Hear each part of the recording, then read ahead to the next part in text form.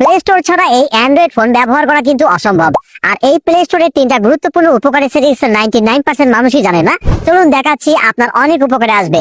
ভিডিওটি শেয়ার করে আপনার টাইমলাইনে রেখে দিন, আর নিত্য নতুন এমন টিপস পেতে পেজটি ফলো দিয়ে সাথেই থাকুন। এজন্য ফোনের প্লে স্টোর ওপেন করে এর প্রোফাইল আইকনের উপর ট্যাপ করবেন। দেন এখান থেকে এই প্লে প্রোটেক্টের উপর ট্যাপ করবেন। দেন আপনি এই স্ক্যান বাটনের উপর ট্যাপ করবেন। তাহলে আপনার ফোনে যতগুলো অ্যাপস রয়েছে সেই অ্যাপস গুলো এখানে স্ক্যান হওয়া শুরু করবে। আপনার ফোনে যদি কোনো ভাইরাস জনিত অ্যাপ থেকে থাকে তাহলে এখানে শো করবে। আপনি এখান থেকে সেই অ্যাপটি ডিলিট করতে পারবেন। এক্ষেত্রে আপনার ফোনটা ভাইরাস মুক্ত থাকবে। এবার আপনি সেটিংসে গিয়ে এই জেনারেল অপশনে ট্যাপ করবেন। দেন এখান থেকে এই অটোমেটিক্যালি আর্কাইভ অ্যাপস এই অপশনটা জাস্ট ট্যাপ করে অন করে দিবেন। এই অপশনটা অন করে দিলে আপনার ফোনে যে অ্যাপগুলো আপনি ব্যবহার করেন না সেই সমস্ত অ্যাপগুলোকে অটোমেটিক্যালি প্লে স্টোর থেকে বন্ধ করে রাখবে। এর ফলে কিন্তু ব্যাকগ্রাউন্ডে আপনার ওই অ্যাপগুলো রানিং থাকবে না। ফোনের র্যাম অনেকটাই খালি হয়ে যাবে এবং ওই অ্যাপগুলো বন্ধ থাকার কারণে আপনার ফোনটাও আপনি স্মুথলি চালাতে পারবেন।